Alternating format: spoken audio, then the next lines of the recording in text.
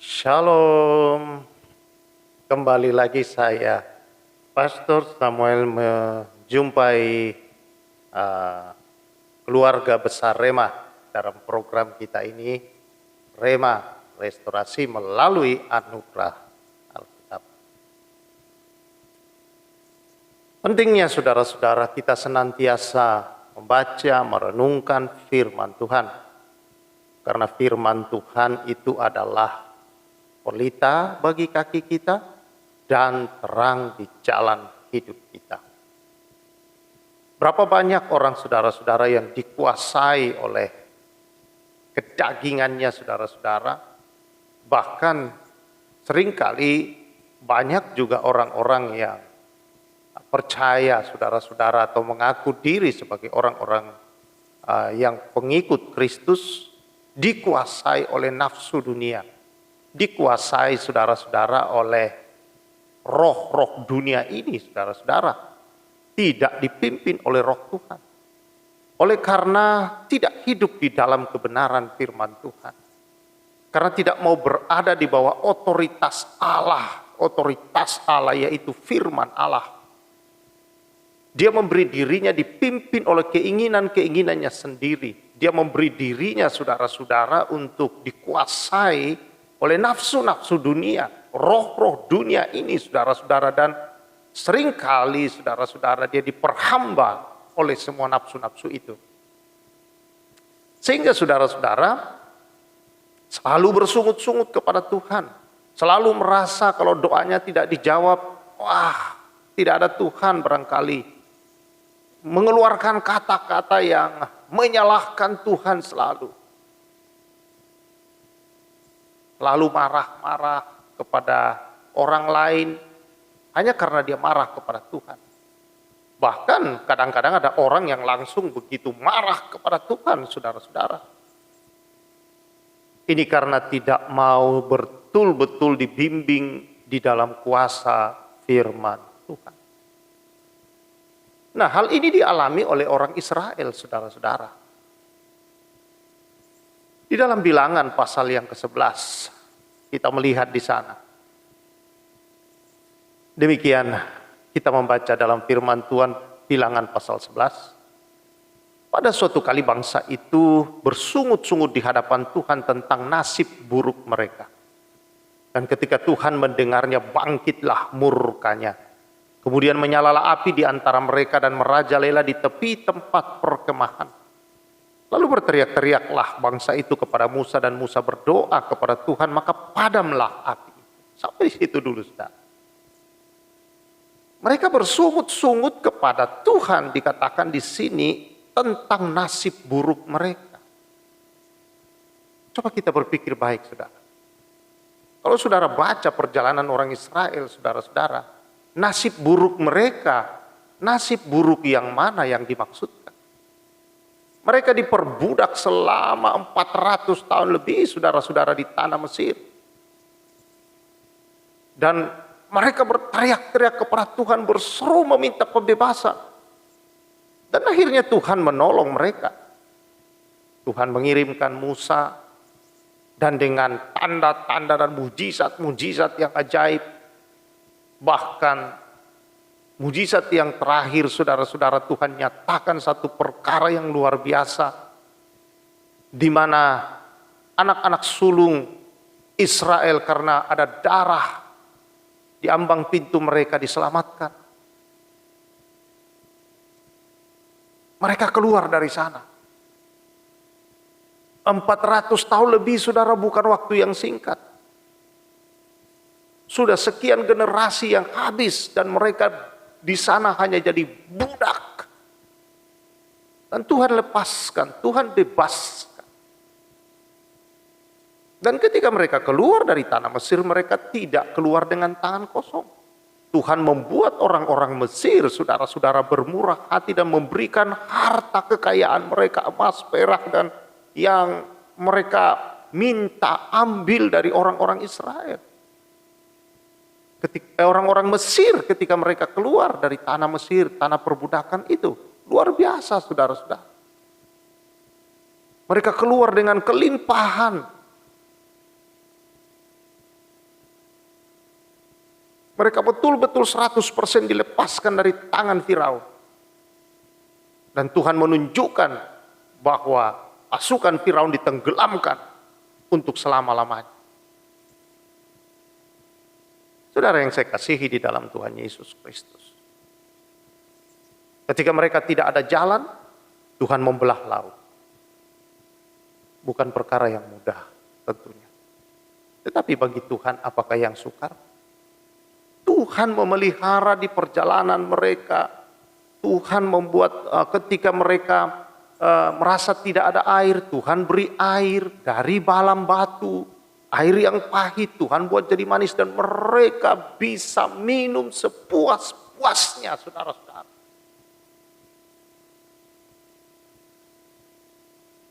Mereka bisa minum sepuas-puasnya. Bayangkan mereka punya pakaian, kasut, saudara. Apa yang mereka punya karena mereka tidak bisa beli yang baru di padang gurun. Tidak ada toko, tidak ada mall. Ya, saudara. Tuhan pelihara. Tidak ada yang luntur, tidak ada yang kusam. Sendal, sepatu mereka, saudara, tidak ada yang rusak atau kusam, luntur. Semuanya awet. Luar biasa Tuhan pelihara, bukan? Tuhan memelihara mereka dengan memberi mereka makan. Setiap pagi Tuhan menyediakan makanan mereka untuk hari itu, saudara-saudara, dengan menurunkan manna. Tetapi dikatakan di sini ayat yang keempat, orang-orang bajingan yang ada di antara mereka kemasukan nafsu rakus dan orang Israel pun menangis pula serta berkata, siapakah yang akan memberi kita daging? Saudara-saudara yang saya kasih, betapa bahayanya kuasa keserakahan, rakus, nafsu serakah, rakus. Nafsu serakah dan rakus ini, saudara, membuat orang menolak kemahakuasaan Tuhan. Membuat mereka menjadi tidak percaya akan Tuhan. Nafsu rakus inilah saudara-saudara yang mencelakai orang banyak, mencelakai diri sendiri dan merendahkan kuasa Tuhan dalam hidup ini. Dan banyak yang terjadi di sekeliling kita, bukan? Bukankah pertanyaan yang sama sering terjadi, saudara-saudara? Bukankah pertanyaan yang sama ketika kita menghadapi persoalan-persoalan hidup, kita hanya bisa bersungut-sungut dan berkata, ada Tuhan enggak ya? Apakah Tuhan mengasihi saya? Apakah Tuhan itu sayang dengan saya? Kok Tuhan jawab di sana, kok saya tidak? Tuhan tidak adil. Berapa banyak saudara-saudara penolakan terhadap kasih kuasa Tuhan, penolakan terhadap sayang Tuhan, penolakan terhadap kemahabesaran dan kemahakuasaan Tuhan oleh karena persoalan perut, nafsu serakah, nafsu rakus yang ada dalam diri manusia. Padahal bukan dia tidak kelaparan, saudara, dia makan, ada tetap makanan, saudara-saudara. Tetapi dia bilang, apa nih, tempe lagi, ya sayur lagi, ya kerupuk lagi.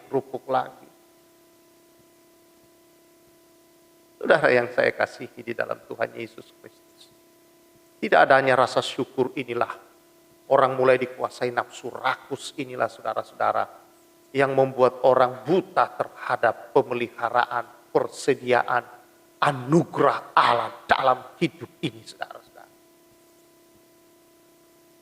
Berapa banyak orang, saudara-saudara, yang lebih mengikuti nafsunya. Dia tidak tahu. Atau dia tidak tahu. Tetapi karena nafsu itulah, saudara, karena hawa nafsu dunia, nafsu rakus, keserakahan inilah, saudara, Tuhan. Manusia lupa akan keberadaan, kehadiran, kasih, kebenaran Tuhan dalam hidup ini. Lalu dia menempuh berbagai macam cara untuk membuat nafsu, keinginan, dagingnya, keserakahannya itu bisa dipenuhi dengan berbagai macam cara yang dia inginkan. Tidak jujur, nafsu serakah ini, saudara-saudara, membuat orang tidak jujur, bohong, menipu, dan curang, malas, saudara-saudara. Atau mungkin melakukan banyak hal-hal yang sama sekali di luar daripada hal yang diinginkan oleh banyak orang, atau di luar dari segala tindakan yang benar. Orang menghalalkan segala cara untuk membuat nafsu serakahnya, rakusnya itu bisa terpenuhi. Dan ini adalah penolakan terhadap kebenaran Tuhan, saudara-saudara. Untunglah Tuhan kita bukan lagi seperti dalam perjanjian lama, yang langsung menghukum. Tuhan sabar dalam kasih karunia. Tuhan telah menyelesaikan di dalam tubuh Yesus di kayu salib. Berapa banyak orang menolak karya Kristus di kayu salib dengan sungut-sungut setiap hari, saudara-saudara. Itu sebabnya kita tidak melihat mujizat, tidak mengalami kuasa, dan tidak melihat, saudara-saudara, persediaan dan pemeliharaan Tuhan di hidup kita karena sungut-sungut yang selalu keluar.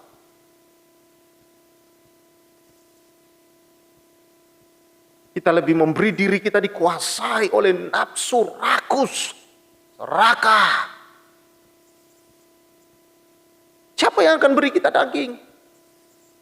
Dan akhirnya mempengaruhi orang banyak, saudara-saudara. Lalu Tuhan berkata dalam kebesaran kuasanya. Ini kalau kita baca seluruhnya, saudara. Akhirnya Tuhan berkata begini. Ayat 18, tetapi kepada bangsa itu haruslah kau katakan, kuduskanlah dirimu untuk besok, maka kamu akan makan daging. Sebab kamu telah menangis di hadapan Tuhan dengan berkata, siapakah yang akan memberi kami makan daging? Begitu baik keadaan kita di Mesir, bukan? Tuhan akan memberi kamu daging untuk dimakan. Bukan hanya 1 hari kamu akan memakannya, bukan 2 hari, bukan 5 hari, bukan 10 hari, bukan 20 hari, tetapi genap sebulan lamanya. Wah, ini Tuhan udah marah nih, saudara, sama mereka. Tuhan bilang, bukan sehari, 2 hari, sebulan, 2 bulan.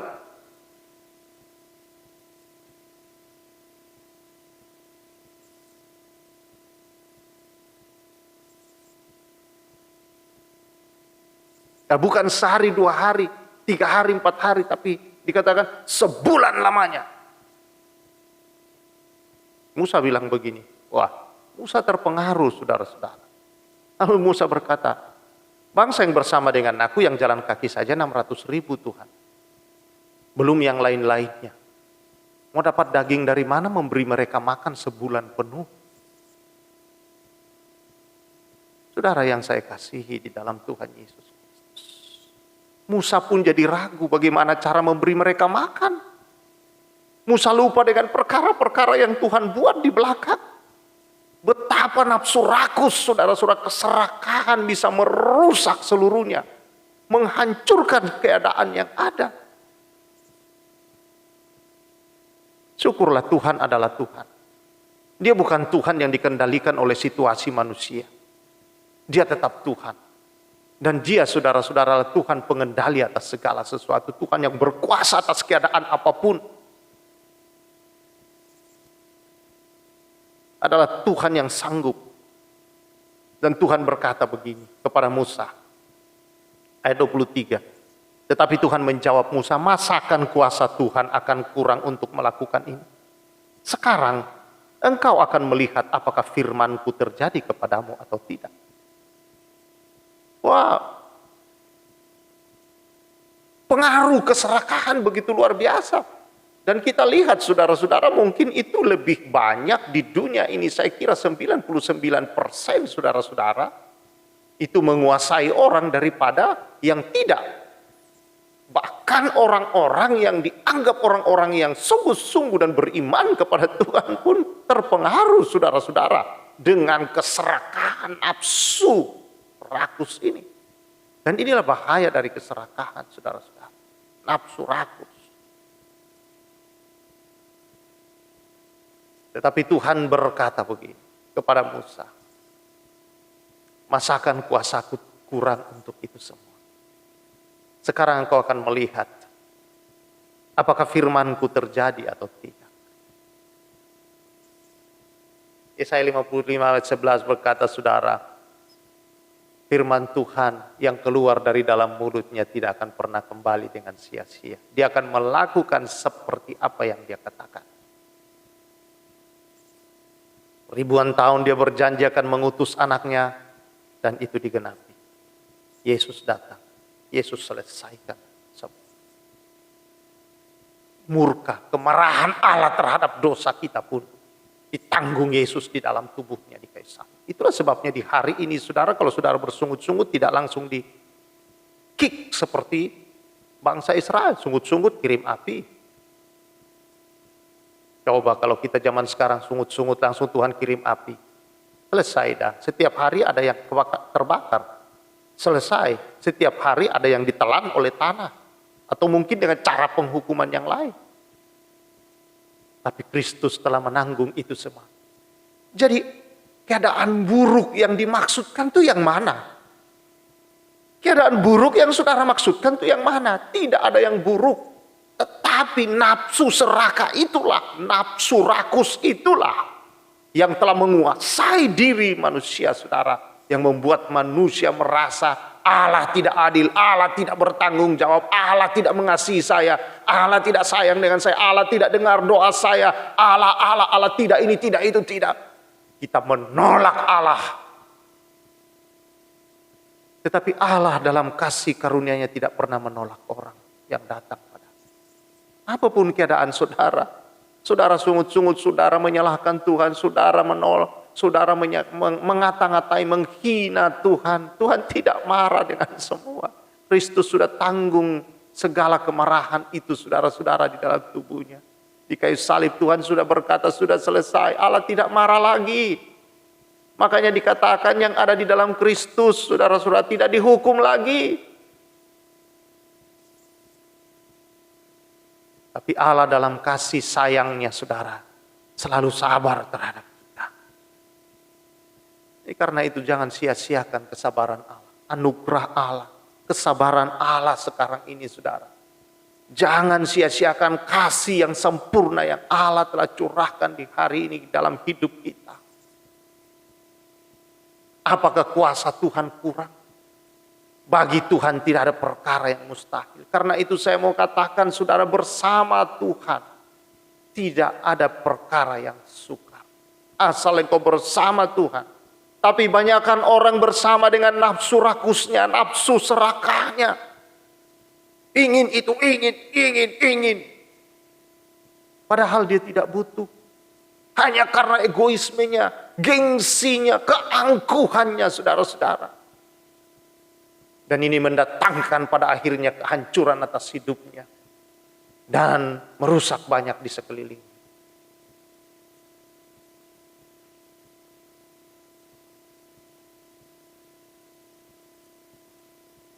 Tapi kita membaca di sini hanya ada satu saudara yang bisa membuat orang-orang bisa menguasai diri. Kalau saudara baca di dalam ayat 24 sampai ayat 30. Tuhan berkata panggil 70 orang.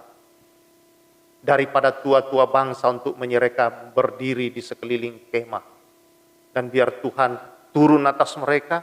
Tuhan mengambil rohnya, roh kudus, roh Allah yang hinggap pada Musa itu juga diambil Tuhan lalu kemudian ditaruh atas ke-70 orang supaya Musa tidak merasa beban sendiri.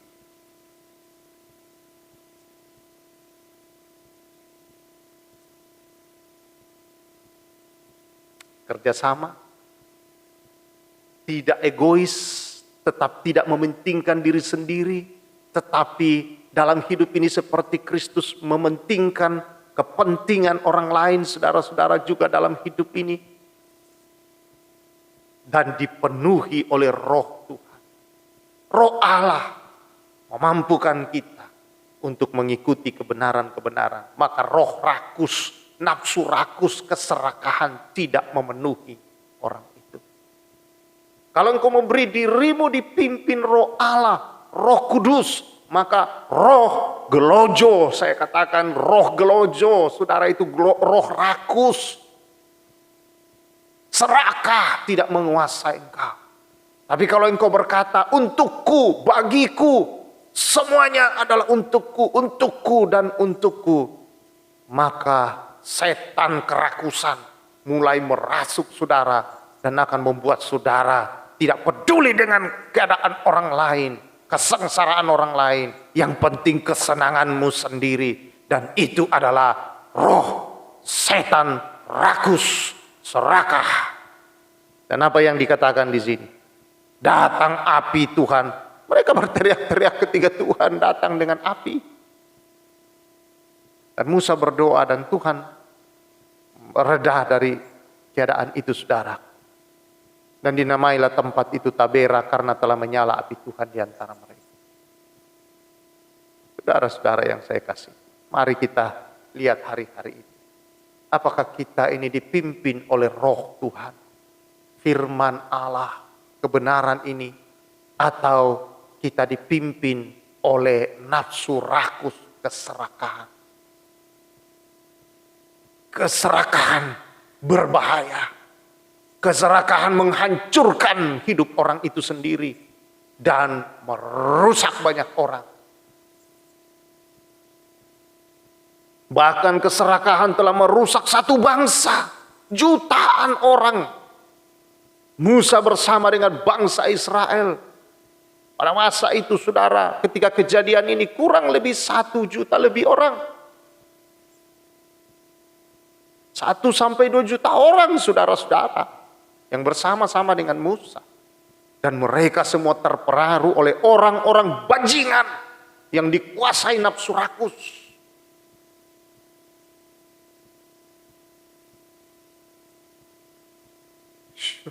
Haleluya. Tapi kuasa Tuhan tidak pernah kurang untuk mengatasi ini. Kalau selama ini engkau saudara merasa bahwa itulah saudara, kau tidak dipimpin roh Tuhan tapi oleh roh rakus, roh keserakahan. Tuhan telah menyelesaikan semua bagian. Di dalam tubuh Kristus dia telah tanggung kuasa untuk mematikan semua rakus dan serakah itu sudah diselesaikan oleh Yesus.